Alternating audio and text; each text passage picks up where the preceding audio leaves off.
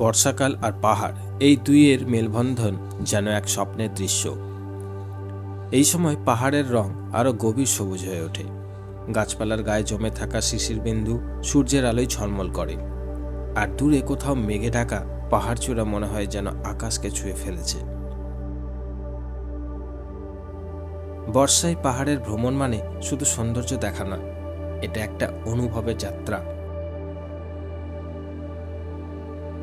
মেঘে মোড়ানো রাস্তা আর ভেজা মাটির গন্ধ সব মিলিয়ে তৈরি হয় এক অবিস্মরণীয় অভিজ্ঞতা। আজ আমরা তোমাদের সাথে শেয়ার করব সিকিমের সবথেকে পুরনো লেক এবং সবথেকে পুরনো মোনাস্ট্রি। এছাড়াও আমরা যাব একটা সুন্দর অফবিট জায়গায় যার নাম মূলখারকা। এখনো প্রায় এই গ্রাম আনএক্সপ্লোর্ড, আর এই গ্রামে রয়েছে সুন্দর একটি লেক যেখান থেকে আকাশ পরিষ্কার থাকলে কাঞ্চনজঙ্ঘার প্রতিফলন দেখা যায়। ভিডিওটা পুরোটা দেখার জন্য তোমাদের সকলকে অনুরোধ করব। চলো বন্ধুরা, আর দেরি না করে আজকের ব্লগটা শুরু করা যাক। গুড মর্নিং বন্ধুরা, আমরা আজকে আছি পেডং এর কাশিয়াং বলে একটা অফবিট জায়গায়, সেখানে আছি। আজকে আমরা যাচ্ছি মূলখারকা গ্রাম, যেখানে একটি সুন্দর লেক রয়েছে এবং রাস্তায় যাওয়ার পথে আরিতারের লেক দেখব এবং রেনকের মোনাস্ট্রি দেখব। অনেক কটা সাইট সিন আছে, সেগুলো আজকে কভার করব। সকাল সকাল উঠে গেছি, এখন ঘড়িতে 8:30 বাজে। আমরা ব্রেকফাস্ট করব আর এখান থেকে বেরোবো। তো চলো আমার সাথে সাথে তোমরাও ঘুরে আসবে একদম অফবিট একটা গ্রাম।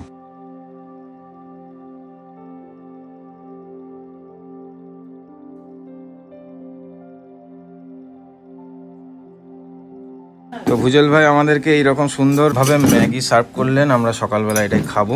চলো খাওয়া দাওয়া করে নিই ঝটপট, তারপর বেরোবো। আমার ম্যাগি দেখলে আর কিছু চাই না, স্পেশালি পাহাড়ে।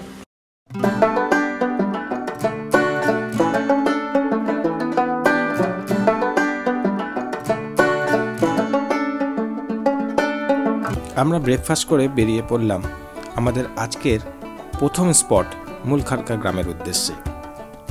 পেডং থেকে এই গ্রামের দূরত্ব 37 কিলোমিটার এবং আমাদের যে হোমস্টে আছে সেই হোমস্টে থেকে অর্থাৎ কাশিয়ং থেকে এই গ্রামের দূরত্ব 40 কিলোমিটার।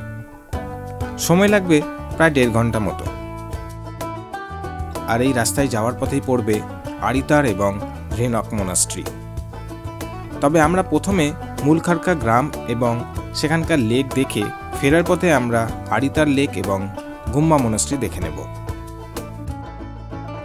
রাস্তায় যাওয়ার পথে প্রকৃতির এত সৌন্দর্য তা আলাদা করে বলে বোঝানো যাবে না।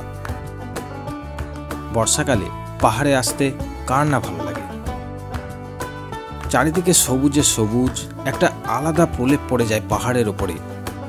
তোমরা যদি কোনো সময় পেডং বা কাশন আসো, তাহলে সাইট সিন হিসাবে মূলখারকা গ্রাম, আরিতার লেক এবং গুম্বা মোনাস্ট্রি দেখে নিতে পারো। সেক্ষেত্রে গাড়ি ভাড়া পড়বে 3 থেকে 4,000 টাকার মতো।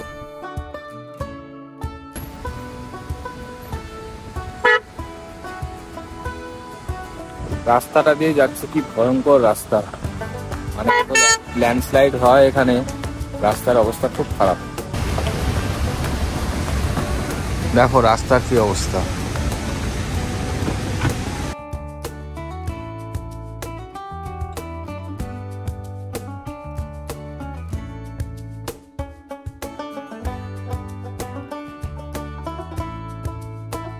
তো বন্ধুরা, এখানে বৃষ্টি নেমে গেছে, আমরা ছাতা নিয়ে চলে এসেছি বিশ্ববিনায়ক মন্দির।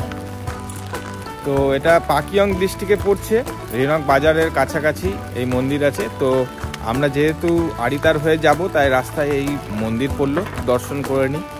আর তোমরা চাইলে এখানে এসে দর্শন করতে পারো, বেশ ভালো লাগবে। আর ওয়েদারটা একটু খারাপ, বৃষ্টি পড়ছে, ঠিক আছে ম্যানেজ করে নেব, কোনো অসুবিধা নেই। তবে এই মন্দিরটা কিন্তু খুব সুন্দর।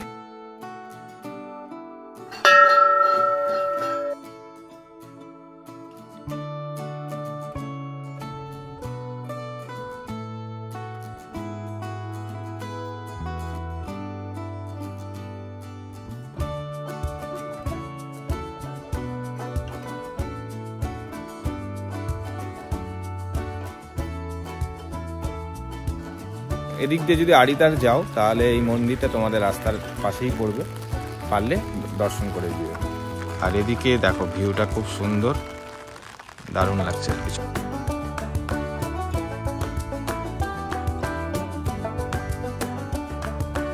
তো মন্দিরটার ভিতরে গেছিলাম, খুব সুন্দর, একদম পিন ড্রপ সাইলেন্স, একটা আলাদাই কিন্তু অনুভূতি কাজ করবে ভিতরে গেলে।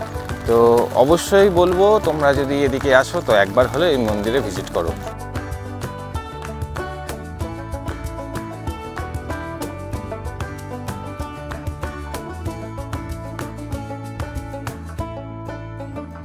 এতক্ষণ আমাদের সবকিছুই ঠিকঠাক ছিল।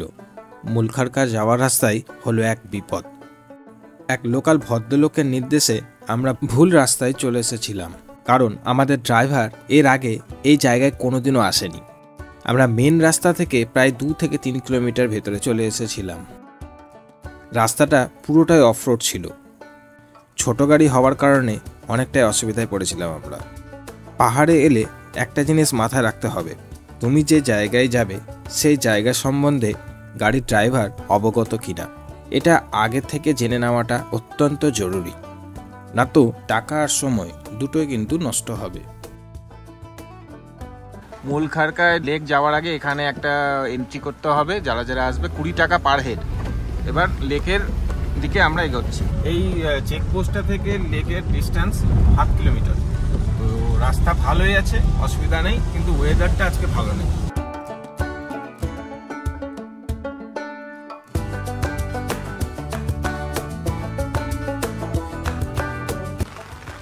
তো বন্ধুরা আমরা মূলখারকা গ্রামে এলাম।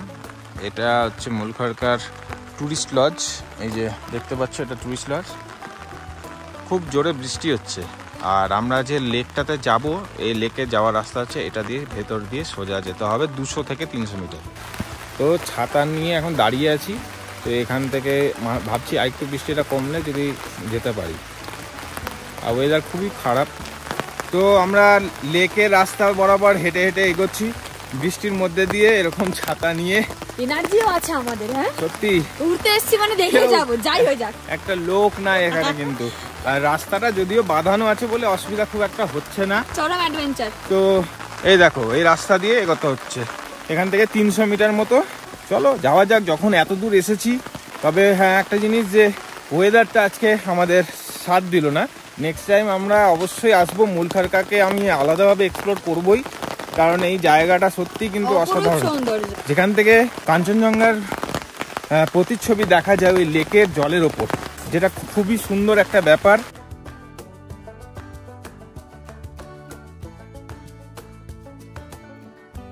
তো বন্ধুরা আমরা ফাইনালি মূলখারকা লেকে পৌঁছে গেছি। দারুণ লাগছে জায়গাটা। ওয়েদারটা যদি ভালো থাকতো তাহলে আরো ভালো লাগতো, সে তো অবশ্যই।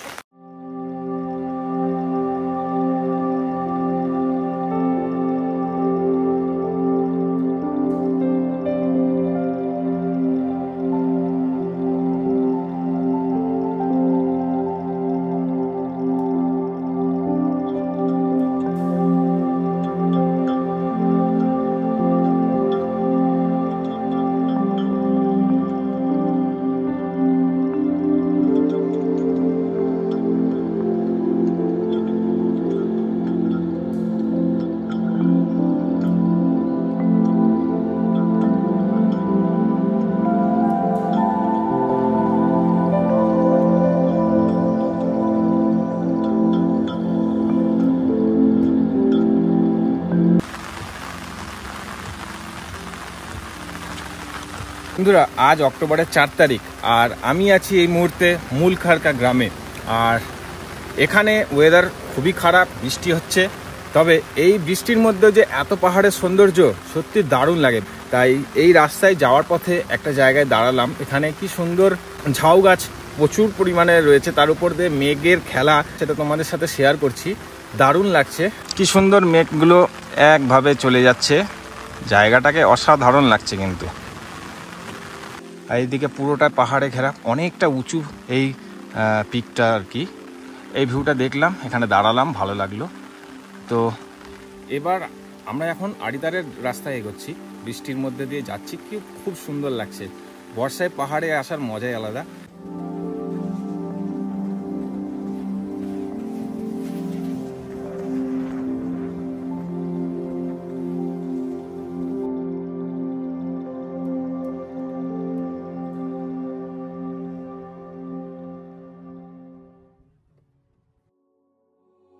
অবশেষে আমরা পৌঁছে গেলাম রেনক গুম্ফা মোনাস্ট্রি। পূর্ব সিকিমের বহু প্রাচীন এই মোনাস্ট্রি, প্রায় 200 বছর পুরনো।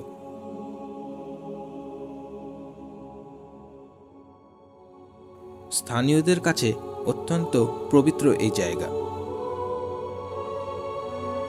এই মোনাস্ট্রিতে প্রধানত নিংমা সম্প্রদায়ের বৌদ্ধ ধর্মাচরণ অনুসরণ করা হয়।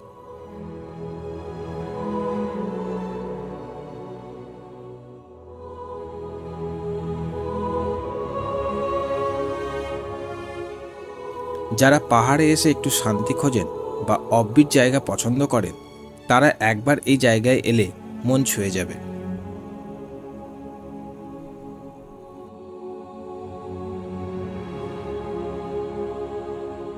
তো বন্ধুরা, এই মোনাস্ট্রিটার নাম হচ্ছে রেনক গুম্ফা মোনাস্ট্রি। এটা রেনক বাজারের পাশেই আছে। আর এখন তো ওয়েদারটা দেখতেই পাচ্ছ, পুরো মেঘে ঢেকে গেছে, দারুণ লাগছে। মানে এই ওয়েদারটাকে এনজয় করছি আর কি। আর ভিতরটা বেশ সাইলেন্ট, খুব সুন্দর লাগলো।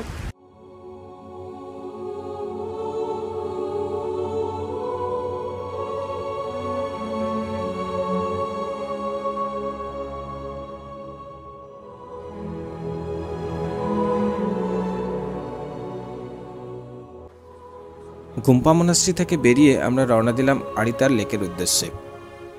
এই মোনাস্ট্রি থেকে আরিতার লেকের দূরত্ব মাত্র 2 কিলোমিটার।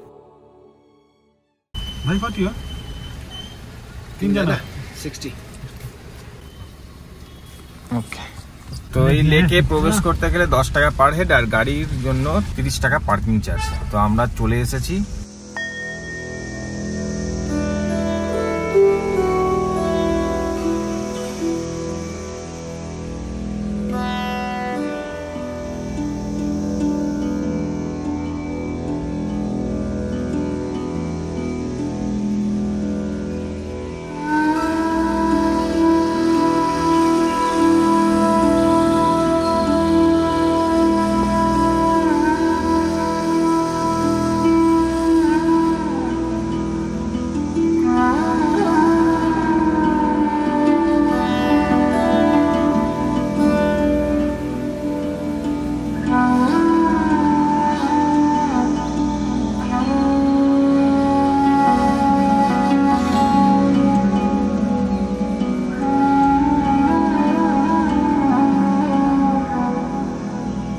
আরিতার লেক, যা স্থানীয়ভাবে লোমপোখরি লেক নামে পরিচিত।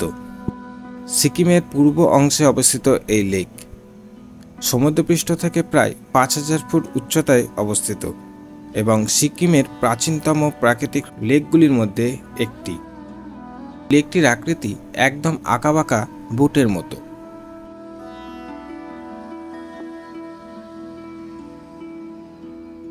এত সুন্দর লাগছে, বর্ষার একটা আলাদা রকম আনন্দ আছে। হ্যাঁ, দেখা যায়, ভিউ দেখা যায় না, কিন্তু এই যে অ্যাটমসফিয়ারটা, মানে এটা অন্য সময় তোমরা পাবে না। এই লেকটি প্রায় 1200 ফুট লম্বা এবং 240 ফুট চওড়া। তো বন্ধুরা, আমরা একদম লেকটার ঠিক একদম অপোজিট প্রান্তে চলে এসেছি।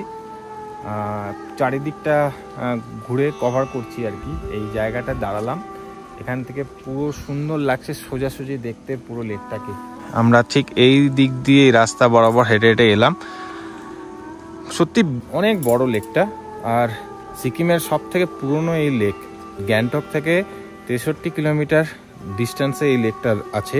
প্রত্যেকটা অ্যাঙ্গেল থেকে ভিউ সুন্দর। এই দিকটা চলে আসলাম, এই দিকটা আবার কিছু নেই, পুরো পরিষ্কার। এখান থেকেও তো লাগছে, অসাধারণ লাগছে দেখতে লেকটাতে। তো আমি অবশ্যই বলবো তোমরা আসলে পুরো লেকটা একবার ঘুরে দেখবে, পুরো চারদিকটা একবার ঘুরে দেখবে, খুবই সুন্দর লাগছে। এখানে থাকারও কিছু জায়গা রয়েছে। এখান থেকে বোটিং করার ব্যবস্থা আছে, তোমরা চাইলে এখান থেকে বোটিং করতে পারো। এখানে যদি বোটিং করো তাহলে 100 টাকা পার হেড, 15 মিনিটের জন্য বোটিংয়ের সময়।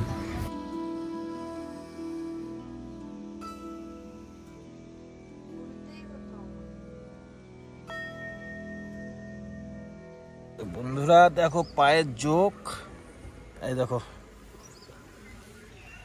রক্ত টানছিল, বুঝতে পারছিলাম। যাই হোক, জোক হইতে সাবধান এখানে, মানে পায়ের মধ্যে আমার কিছু না কিছু একটা লাগছিল। তো যাই হোক, সাবধানে আসতে হবে কিন্তু এখানে। আরিতা লেকের সেই মনোমুগ্ধকর দৃশ্য চোখে মনে নিয়ে আমরা ফিরছিলাম কাশনের পথে। জানালার কাছে বৃষ্টির ফোঁটা গড়িয়ে পড়ছিল, চারপাশে গাছপালা যেন আরও সবুজ হয়ে উঠেছিল। আমরা সবাই নিঃসন্দেহে সেই দৃশ্য উপভোগ করছিলাম। সেই মুহূর্তে মনে হচ্ছিল জীবনের আসল আনন্দ ঠিক এমনই, প্রকৃতির কোলে নিরিবিলি এক বিকেলে নিজের মতো করে বাঁচার অনুভূতি। তো বন্ধুরা, এটা হচ্ছে রেনক বাজার। আমরা রেনকের ভেতর দিয়ে যাচ্ছি। এই যে রেনক।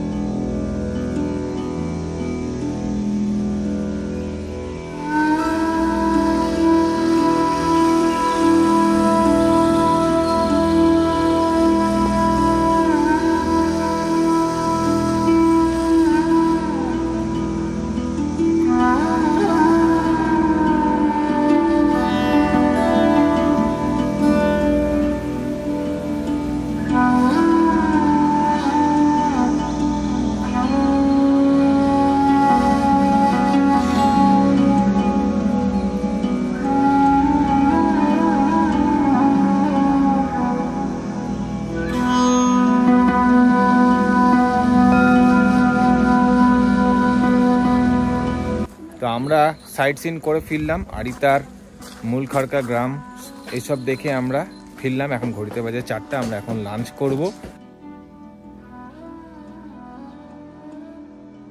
তো আমাদের লাঞ্চ কমপ্লিট হয়ে গেছে। আমরা একটু রেস্ট নিয়ে বেরোলাম সন্ধ্যের এই পাহাড়ের ঝলমলে আলো দেখার জন্য।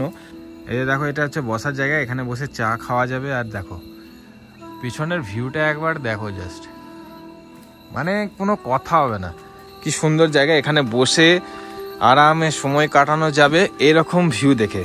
দেখো এখান থেকে জাস্ট বাইরের ভিউটা দেখো।